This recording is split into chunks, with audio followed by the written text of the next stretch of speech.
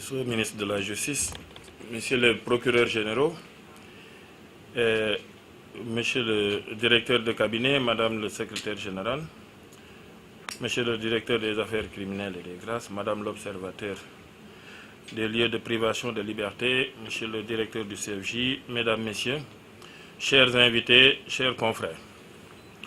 En ce qui me concerne, je considère qu'aujourd'hui, c'est un grand jour. C'est un grand jour pour les droits humains, pour leurs défenseurs et pour leurs militants. Mais c'est également un grand jour pour le barreau du Sénégal et les droits de la défense que notre profession incarne. C'est en définitive un grand jour pour le Sénégal, qui doit conserver cette réputation de terre de liberté et de démocratie. C'est important, notre bataille était surtout à ce niveau-là, je crois qu'on ne nous a pas bien compris tout au début. Monsieur le ministre, vous qui avez mis en marche ce système qui va aujourd'hui modifier sensiblement cette étape de la procédure pénale, c'est-à-dire l'interpellation et la garde à vue. L'article 5 du règlement de l'UEMOA est entré en vigueur depuis 2015. Et franchement, je tiens à remercier tous les acteurs qui ont contribué à l'élaboration de ce règlement. On considère souvent que c'est un texte préparé par les avocats, rien de plus faux. Donc vraiment, ce ne sont pas les avocats qui ont travaillé ce texte, mais également les magistrats et qui étaient vraiment dans cette mouvance d'instaurer cette nouveauté au Sénégal, parce que ce n'était pas une nouveauté partout. Nous étions dans un travail d'harmonisation. Écoute, dans un travail d'harmonisation, certains pays qui avaient une certaine avancée vont refuser de revenir en arrière. Pour ce texte, je prends l'exemple du Mali. Au Mali, c'est une disposition constitutionnelle. Constitutionnelle. La présence de l'avocat dès l'interpellation est une disposition constitutionnelle au Mali. C'est une disposition de droit interne au Bénin. Ces deux pays, on dit que c'est dans l'épreuve que les choses évoluent. Ces deux pays ont connu dans leur évolution démocratique de terribles épreuves. C'est entré dans la constitution du Mali lors de la chute de M. Moussa Traoré. Que lorsque le Mali a commencé à reprendre ses textes pour instaurer la démocratie. C'est la même chose à peu près au Bénin suite à la conférence nationale. Donc, c'est des pays qui ont vécu une certaine épreuve avec les forces de défense et de sécurité qui agissaient d'une certaine manière pour vouloir se protéger. Donc, c'était tout à fait légitime. Or, revenir en arrière par rapport à ces réformes, c'était demander au Mali de faire une réforme constitutionnelle pour l'harmonisation. Donc, le plus simple, évidemment, était que des pays comme le Sénégal, qui n'avaient pas cette disposition-là, rejoignent ces pays, surtout que quand même c'était une disposition qui était utile. Et aujourd'hui, on s'en rend compte. Je crois que c'était utile de faire et surtout de vaincre les méfiances, les méfiances, afin de permettre aux différents acteurs de travailler en harmonie. La réforme du Code de procédure pénale aussi est entrée en vigueur depuis 2016. Mais c'est vrai que jusque-là, au Sénégal, nous avons noté des réticences. Cela d'ailleurs a amené le bâtonnier à saisir les plus hautes autorités du pays. Monsieur le Président de la République, Monsieur le Premier ministre, Monsieur le garde des Sceaux, à l'époque c'est vrai, ce n'était pas Monsieur le professeur, et donc vraiment pour demander que les choses bougent. Et c'est à l'occasion de la rentrée solennelle des cours et tribunaux de l'année dernière que Monsieur le Président de la République a dit qu'il va faire bouger les choses, quoique il a tenu promesse. Et nous ne pouvons pas manquer de l'en remercier. Non pas le barreau, mais le pays à qui il fait faire des avancées dans le cadre d'un meilleur respect des droits humains. Je dois vous dire que je conçois avec vous qu'il y a un nombre encore insuffisant d'avocats au Sénégal. Je le concède. Je le concède et effectivement, je suis avec vous en train de travailler pour faire évoluer les choses. Le premier pas, demain certainement, vous aurez sur votre table la lettre qui va demander l'organisation de l'examen du barreau en 2018. Ce n'était pas prévu, mais je considère que nous devons avancer. Nous devons avancer et la lettre est rédigée, reste ma signature. Je crois que je pourrais vous la déposer demain.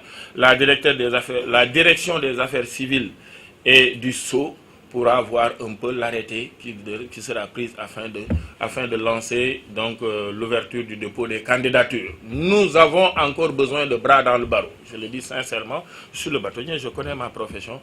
On a besoin encore de bras et nous allons travailler dans ce sens. Je voudrais, monsieur le ministre, vous dire que nous nous réjouissons quand même de cette circulaire. Nous nous réjouissons dans la mesure où, vous savez, c'est une démarche participative et inclusive qui a été utilisée. Aujourd'hui, il y a eu un effort de définition de certains concepts, n'est-ce pas, pour amener quand même à une compréhension commune, disons, du contenu de cette circulaire, de cette disposition, de ce règlement plutôt, numéro 5. Je pense que c'est extrêmement important. Monsieur le ministre, je voudrais vous féliciter parce que pour votre accessibilité et également par déjà la dynamique que vous avez enclenchée avec tous les acteurs.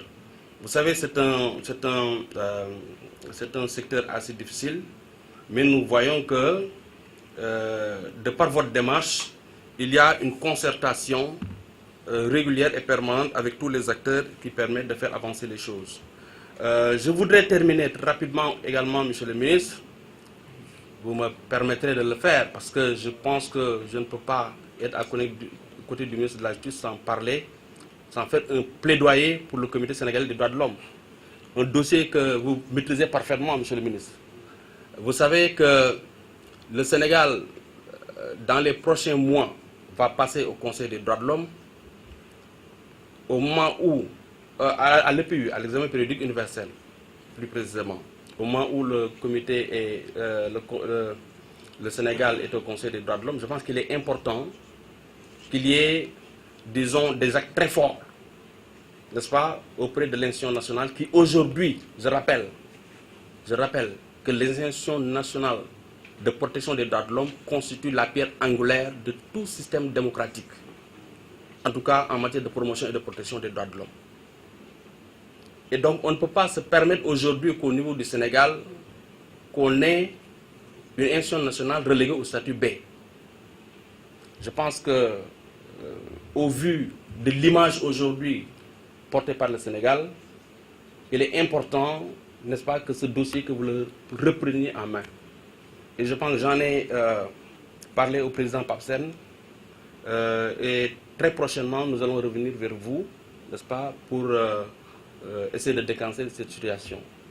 Voilà donc très rapidement les quelques mots que je voulais dire. En tout cas, pour dire que le Comité sénégalais des droits de l'homme se félicite quand même de cette circulaire, se félicite de ce pas très important qui a été fait aujourd'hui, n'est-ce pas, pour renforcer les droits du citoyen, les droits de la défense du citoyen. Merci beaucoup, je vous remercie. Pour notre part, nous les justiciables, nous saluons cette mesure parce que c'est une mesure qui, il faut le dire, renforce davantage les droits de la défense, qui est un droit fondamental, mais également un droit constitutionnel. Donc c'est un droit, en tout cas c'est une mesure qu'il faut s'en féliciter, mais également une mesure qui aujourd'hui va renforcer en tout cas la crédibilité des procès-verbaux. Parce qu'il arrivait souvent, monsieur le ministre, devant la barre, que les justiciables reviennent le plus souvent sur leurs déclarations sous prétexte en tout cas qu'ils ont été torturés. Donc je pense qu'avec cette mesure-là, on pourra limiter ces genres de choses-là. Mais monsieur le ministre, je pense que cette mesure, cette directive de l'UEMOA qui porte sur la présence de l'avocat dès les premières heures de la garde à vue, c'est une mesure qui risque de ne pas en tout cas avoir toute sa pertinence au Sénégal. Je dis cela parce que tout simplement aujourd'hui, le problème fondamental des justiciables, ce n'est pas la présence de l'avocat dès les premières heures de la garde à vue ou bien dès l'interpellation. Le problème fondamental des justiciables, c'est un problème d'accès au service de l'avocat. Et je pense qu'aujourd'hui, avant de parler de la présence de l'avocat dès les premières heures de la garde à vue, il faudrait aujourd'hui régler la question d'accessibilité, en tout cas, au service des avocats. Parce qu'aujourd'hui, et ça certainement vous le savez, nous sommes confrontés à un nombre insuffisant d'avocats. Au Sénégal, je dis souvent que le Sénégal est le seul pays où, aujourd'hui, il faut le dire, les magistrats sont plus nombreux que les avocats. Et ça, ce n'est pas normal, monsieur le ministre. Et aujourd'hui, si vous allez au fin fond du Sénégal, il y a en tout cas, les justiciables rencontrent ce problème. Par exemple, si vous prenez la région de Fatick, il n'y a pas d'avocats. À Tamba, pareil, pratiquement tous les cabinets d'avocats sont consacrés ici à Dakar. Donc je pense qu'aujourd'hui, il faudrait quand même aller dans ce sens-là, permettre aux justiciables qui sont dans les régions les plus reculées, qu'ils puissent en tout cas se bénéficier de des services des avocats. Monsieur le bâtonnier, vous l'avez dit, donc je pense qu'aujourd'hui, il faut quand même aller dans le sens de recruter, en tout cas d'augmenter le nombre d'avocats. Et là également, nous vous en félicitons que le concours pour 2018 en tout cas sera ouvert. Mais là également, monsieur le bâtonnier, je pense qu'il faut quand même penser à augmenter le nombre, parce que le plus souvent, on ne recrute que 30 avocats maximum. Et récemment au Maroc, la dernière promotion faisait plus de 1500 avocats. Donc je pense qu'également, il faut recruter, parce que nous n'avons pas le problème de ressources humaines. Je dis souvent que, ne serait-ce que la faculté des sciences juridiques et politiques, chaque année, cette faculté produit au minimum 200 maîtrisards. Donc nous n'avons pas un problème de ressources humaines. Donc je pense qu'il faut aller dans le sens d'un recrutement massif, mais également faire de telle sorte que si le concours d'avocats en tout cas est organisé, que la correction en tout cas se fasse dans les meilleurs délais. Parce que organiser un concours et attendre un an pour pouvoir rendre les résultats, là également je pense que c'est un délai qui n'est pas raisonnable. Mesure, en tout cas, et là j'insiste, soit une mesure qui est efficace. Il faudrait qu'aujourd'hui, qu'on permette en tout cas à ces justiciables-là d'accéder aux avocats facilement. Sinon, cette mesure ne va profiter, en tout cas, qu'à un nombre très restreint, que moi j'appelle les élites. C'est-à-dire ceux qui ont les moyens de se payer un avocat. Donc je pense qu'aujourd'hui, il faudrait penser en tout cas à ces justiciables-là qui n'ont pas aujourd'hui les moyens de se payer un avocat. Et vous savez que la machine judiciaire, elle est tellement cruelle. Parce que quand le justiciable est pris au cœur de la machine judiciaire, parfois, il n'est pas dans les dispositions quand même d'appréhender la procédure. Donc je pense qu'il faudrait qu'aujourd'hui, qu'on essaie de réfléchir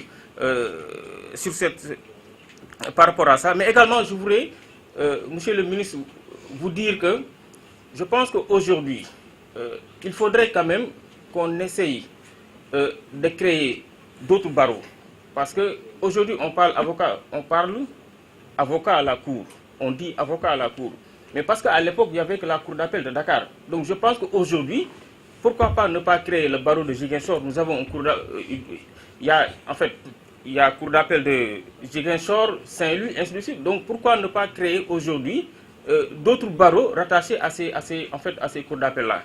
Donc, pour terminer, monsieur le ministre, je voudrais vous proposer, faire peut-être une suggestion, parce que à défaut d'avoir en tout cas le nombre requis d'avocats, on peut quand même former des parajuristes. Au Sénégal, nous, quand on débutait notre carrière en 1981, la présence de l'avocat à l'enquête préliminaire relevait un peu de l'hérésie. C'était même impensable. Ensuite, il y a eu les lois Ndoye, quand Maître Ndoye était ministre de la Justice, la loi 85-25, qui a fait là également qui a marqué une timide avancée en permettant, en mettant à la charge de l'enquêteur l'obligation de mentionner les heures d'interrogatoire et de repos,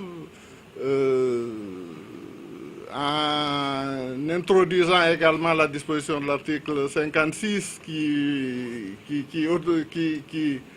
qui met à la charge de l'enquêteur d'informer le suspect qu'il a le droit de se faire assister, de se faire consulter par un médecin. À partir des premières 48 heures, la présence de l'avocat était admise. C'est le nouvel article 55 issu de la réforme de 1999.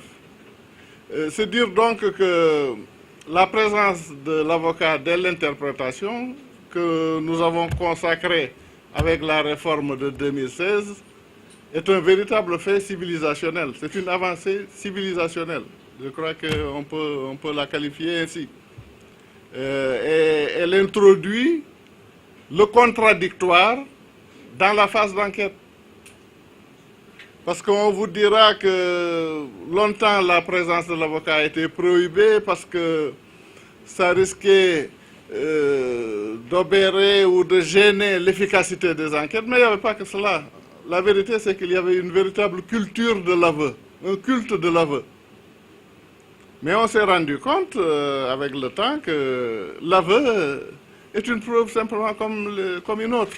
Sur ce sujet qui nous a tous interpellés et préoccupés et qui, à travers une approche inclusive et participative, a abouti aujourd'hui à l'adoption de cette circulaire qui va être signée aujourd'hui. Donc je voudrais tout d'abord saluer toutes les personnes ici présentes en leur qualité et grade respectifs et transmettre les salutations ainsi que les excuses de notre représentant, M. André Aouri, empêché, qui devait être aujourd'hui avec nous, parmi nous ici. Donc pour dire que les droits de l'homme, pour les droits de l'homme, c'est un grand jour. Tout à l'heure, le bâtonnier disait que c'est un grand jour pour le Sénégal, mais pour nous, au Commissariat des Nations Unies aux droits de l'homme, bureau régional pour l'Afrique de l'Ouest, qui a en charge la protection et la promotion des droits de l'homme au niveau des pays de la sous-région, nous nous sommes toujours battus, nous avons toujours fait un plaidoyer. Comme disait le ministre tout à l'heure, ce n'était pas une plaidoirie qui est l'apanage des avocats, mais un plaidoyer auprès des États africains pour que la présence de l'avocat soit acquise dès les premières heures de la garde à vue. Après l'adoption du règlement 5 de l'UEMOA, la mise en œuvre était le challenge. Et aujourd'hui, nous nous réjouissons de cette circulaire au niveau du Sénégal, parce qu'on a eu des acquis qui ont été rappelés, notamment au Mali, parce que là-bas, comme l'a rappelé, je pense, le procureur général, c'est constitutionnel, au Bénin également, mais le Sénégal qui se targue toujours d'être au devant de la scène comme État de droit, nous avions eu des problèmes à faire avancer cela pour avoir cet acquis. Aujourd'hui, c'est acquis, donc nous nous en réjouissons et nous remercions le ministère de la Justice par qui est passé cet acquis.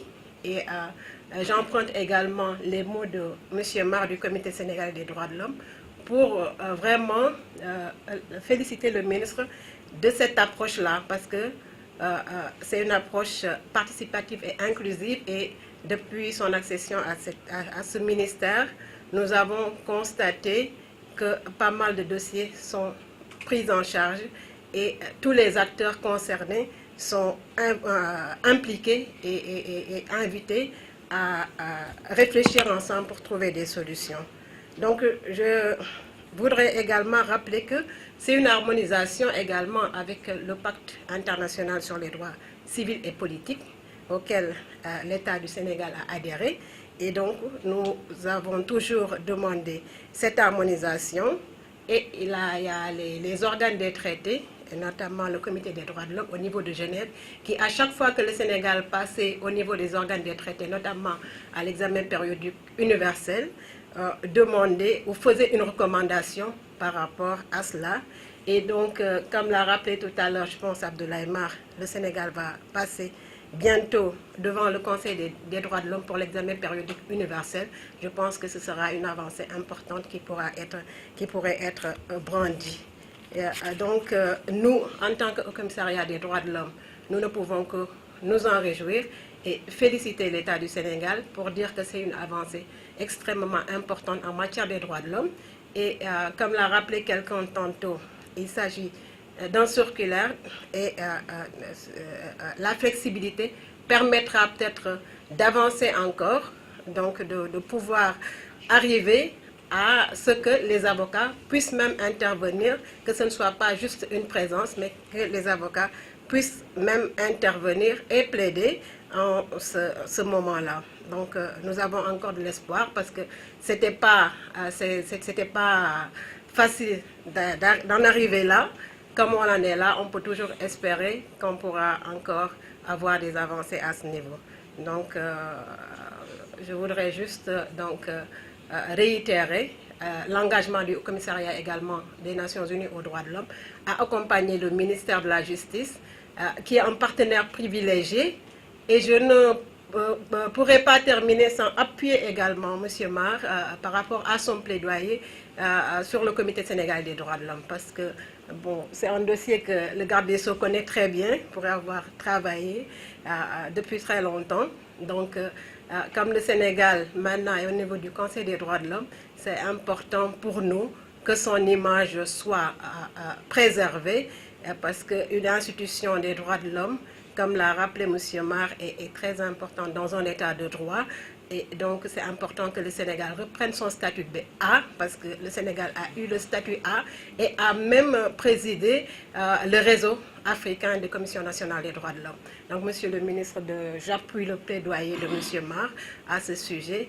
Et donc, j'espère également que tous les chantiers que nous avons au niveau des droits de l'homme, l'EPU qui est en cours, qui va bientôt arriver, la préparation de l'EPU, donc également, je pense que nous donnerons la main pour pouvoir montrer une belle image pour le Sénégal au niveau du Conseil des droits de l'homme. Je vous remercie.